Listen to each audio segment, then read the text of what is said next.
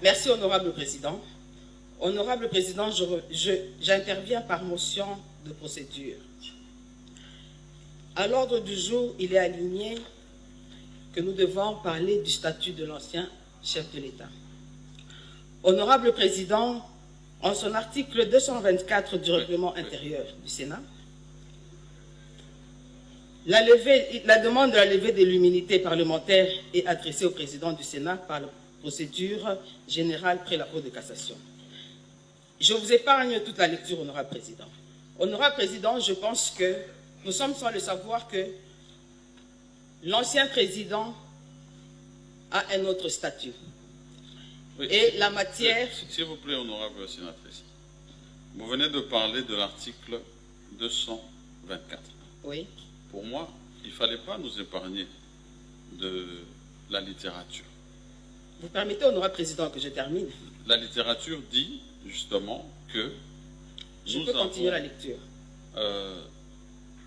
Cet article 224 qui indique que lorsque nous sommes saisis sur une question de réquisitoire, nous avons un huis clos qui est décrété. Nous avons, et ça devait nous être lu, parce que la rapporteure devait nous donner lecture de cet article, elle va le faire. Et si vous voulez, on peut le faire en amont. Comme ça, à ce moment-là, nous avons la lecture de l'article. Et ça indique que justement, avant même d'entrer dans le sujet, parce que je crains que c'est ça que vous souhaitez faire, nous puissions être dans un certain format. Donc moi, je préfère que nous puissions rester respectueux de nos textes. Et donc, si vous avez lu tout l'article, vous allez comprendre que peut-être que vous avez certainement un avis à émettre, qu'il faudra l'émettre dans ce cadre-là. Honorable Président, je pense que je ne vais pas entrer dans le fond du débat. Oui. Seulement, j'interviens du fait que c'est un point qui a été aligné à l'ordre du jour. Tout à fait. Mon intervention consiste à dire que c'est un point que nous ne pouvons pas traiter au niveau du Sénat. C'est pour cela que j'ai commencé par lire l'article 224. Peut-être que je ne suis pas arrivé jusqu'à la fin, mais qu'à cela ne tienne, honorable président, je voulais souligner, selon moi, que ce réquisitoire de l'ancien chef de l'État ne doit pas être traité au niveau du Sénat, plutôt au niveau du Congrès. Je dis et je vous remercie, honorable président. Pour le reste, comme vous avez dit, on va continuer dans le débat. Voilà. Vous pourrez intervenir au moment où nous aurons ce débat. Réquisitoire de l'auditeur général près la haute cour militaire tendant à obtenir la levée des poursuites du sénateur Joseph Kabila Kabange. À l'honorable président du Sénat à Kinshasa, Lingwala. Honorable président, comme vous le savez, depuis près de 30 ans, notre pays, la République démocratique du Congo, est sur son territoire le théâtre de violents affrontements opposant d'une part les groupes armés nationaux et ou étrangers entre eux et d'autre part le gouvernement au mouvement rebelle, parmi lesquels le M23, dont la branche politique est l'Alliance Fleuve Congo, AFC en cible. Généralement, ces affrontements se déroulent en violation flagrante des lois et coutumes de la guerre et sont accompagnés de très nombreux abus et atrocités contre les populations civiles. Militairement vaincu en 2013, le M23 est à nouveau réapparu en 2022 avec le soutien avéré du Rwanda. Des rapports dignes de foi d'observateurs et des témoignages des témoins oculaires indiquent que l'armée rwandaise fournit aux rebelles du M23 un appui direct en termes d'armement, de formation et de logistique. Au plan interne, un faisceau de preuves indique nettement que la coalition M23-AFC bénéficie également du soutien de M. Joseph Kabila Kabange, sénateur à vie. Fort de ce soutien, la coalition précitée sème morts, massacres et pillages dans les provinces du Nord Kivu et du Sud Kivu. Ne pas tirer toutes les conséquences en droit des comportements ostensiblement affichés par le sénateur à vie précité constituerait une violation flagrante de la Constitution qui stipule en son article 12 que tous les Congolais sont égaux devant la loi. Notre demande d'autorisation de poursuite est fondée sur les dispositions constitutionnelles et légales ci-après. Article 104, alinéa 7, 107, alinéa 2 et 153 de la Constitution de la République démocratique du Congo du 18 février 2006, tel que modifié par la loi numéro 11/002 du 20 janvier 2011 portant révision de certains articles de la Constitution. Article 120B de la loi numéro 023/2002 du 18 novembre 2002 portant code de justice militaire. Article de la loi numéro 18/021 du 26 juillet 2018 portant statut des anciens présidents de la République élus. Article 76 alinéa 1er de la loi organique numéro 13/010 du 19 février 2013 relative à la procédure devant la Cour de cassation. Et enfin, l'article 6 de l'ordonnance numéro 21/016 du 3 mai 2021 portant mesures d'application de l'état de siège sur une partie du territoire de la République démocratique du Congo. L'article 153 de la Constitution attribue à la Cour de cassation la compétence pénale pour les actes infractionnels commis par les membres de l'Assemblée nationale et du Sénat pendant l'exercice de leurs fonctions. Mais lorsqu'ils commettent des actes prévus et punis par le Code pénal militaire, ils relèvent de la compétence de la Haute Cour militaire en vertu de l'article 120B de la loi numéro 023/2002 du 18 novembre 2002 portant Code de justice militaire. Dans le cas du sénateur à vie Joseph Kabila Kabange, votre saisine tendant à obtenir l'autorisation d'engager à son encontre des poursuites pour des faits ci-dessous décrits se justifie non pas parce qu'il était président de la République, mais parce qu'il est sénateur. De l'exposé des faits. Militairement vaincu en décembre 2013 et cantonné en Ouganda, le M23 s'est mis à se réorganiser et à recruter au cours de la période allant de 2017 à 2021. Pour ce faire, il a bénéficié du soutien avéré des forces de défense du Rwanda, RDF, en sigle, et des mercenaires de diverses nationalités. Au niveau interne, plusieurs éléments de preuve ont bénéficié qu'il bénéficie également du soutien de M. Joseph Kabila Kabange, sénateur à vie. En effet, interrogé, M. Eric Nkuba a déclaré avoir, le 15 mai 2023, à Kampala, entendu que le sénateur à vie précité conversait avec Corneille Nangaa. Il soutenait au cours de leur entretien que le Rwanda avait un plan visant l'assassinat de son Excellence Félix-Antoine Tshisekedi Tshilombo, président de la République démocratique du Congo. Mais lui avait conseillé au Rwanda la non-exécution du dit plan qui allait faire de la victime un héros national. Il fallait plutôt le chasser du pouvoir par un coup d'État.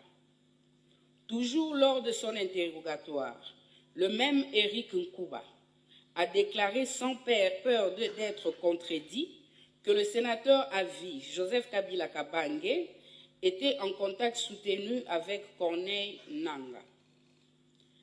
Alors que des présomptions graves, précises et concordantes de collaboration avec la coalition AFC/M23 pèsent sur sa personne, le sénateur à vie prénommé a affirmé, en date du 23 février 2025, au cours d'une interview accordée au journal Sunday Times en Afrique du Sud, que le mouvement terroriste AFC M23 représente les aspirations du peuple congolais et que c'est à tort que le gouvernement de la République démocratique du Congo le présente comme un groupe anarchique, une marionnette d'un État sans revendication légitime. Enfin, toujours du Sud où il séjourne, le précité a accordé le 18 mars 2025 une interview filmée au cours de laquelle il a exprimé sa volonté de rentrer au pays le 18 avril 2025 par sa partie orientale, plus précisément par Goma, ville sous occupation de l'armée rwandaise à travers le mouvement terroriste AFC M23. Sa présence dans la ville sus-indiquée est confirmée par plusieurs médias internationaux crédibles, notamment RFI, TV5 Monde, AP News, Reuters, African News, The East African, par les tweets de ses proches collaborateurs, ainsi que par M. Serge Tchibens, secrétaire national du Parti du Peuple pour la Reconstruction et le Développement PPRD en sigle, au cours d'une interview accordée à TV5 Monde. Double soutien. Le M23 a commencé à lancer ses attaques contre notre pays, la République démocratique du Congo. Les premières attaques ont abouti, en date du 13 juin 2022, à la prise de la cité de Bunagana. Sur ces entrefaits, la coalition M23 s'émet morts, viols, pillages, destruction et autres actes inhumains à travers les provinces du Nord Kivu et du Sud Kivu. À titre illustratif et non limitatif, nous pouvons citer les cas ci-après. Largage le 6 mai 2024 des bombes sur les sites des déplacés de Lushangala dans la ville de Goma et dont les éclats ont causé la mort de 31 personnes et grièvement blessé. L'occupation en date du 25 janvier 2025 de la ville de Goma avec la pluie a définitivement perdu la vue selon les médecins de Goma. Le 28 janvier 2025, destruction de la maison et pillage de plusieurs biens de valeur d'un journaliste éditeur résident de Goma, notamment des appareils électroniques, des vêtements, des bijoux, des téléphones, ainsi qu'une somme de 1 200 $ américains. Le 14 février 2025, l'occupation de la ville de Bukavu, suivie de plusieurs exactions à l'endroit des populations civiles, notamment des viols, pillages, massacres et libération de tous les détenus de la prison centrale. Les actes et les propos ci-dessus exposés attestent sans conteste que M. Joseph Kabila Kabange, ancien président de la République du Congo élu, sénateur à vie et non seulement à la base de la création de l'AFC, mais légitime aussi le mouvement terroriste AFC M23 et surtout et encourage tous les actes odieux commis par les membres de la dite coalition. De la qualification des faits et lois applicables. Dans leur confrontation au droit, les faits si haut relatés et reprochés à M. Joseph Kabila Kabange sont constitutifs des infractions ci-dessous. 1. Participation au mouvement insurrectionnel en assurant les communications des insurgés, infractions prévues et le 136 et 137.3 du Code pénal militaire. 2. La trahison en entretenant des intelligences avec une puissance étrangère, en l'occurrence le Rwanda, ou avec ses agents, le mouvement terroriste M23 AFC, dans le cas qui nous préoccupe, pour engager cette puissance à entreprendre des hostilités contre la RDC ou pour lui en procurer les moyens, faits prévus et punis par l'article 182 du Code pénal congolais. 3. La participation à des crimes de guerre, dont la liste en annexe, tels que prévus et punis par les articles 21 bis, 2, ainsi que l'article 223.1a et 2, point 2 E, V et Z de la loi numéro 15/022 du 31 décembre 2015, modifiant et complétant le décret du 30 janvier 1040 portant code pénal ordinaire. Après la cessation de ses fonctions de président de la République élu, M. Joseph Kabila Kabange est régi 18/021 du 26 juillet 2018 portant statut des anciens présidents de la République élus, qui stipule en son article 5 que ne peut, en cours de session, être poursuivi ou arrêté, sauf en cas de flagrant délit, qu'avec l'autorisation de l'Assemblée nationale ou du Sénat, selon le cas. Fait à Kinshasa, le 30 avril 2025, l'auditeur général près la Haute-Oulia, Bakoumi Lucien René, lieutenant général.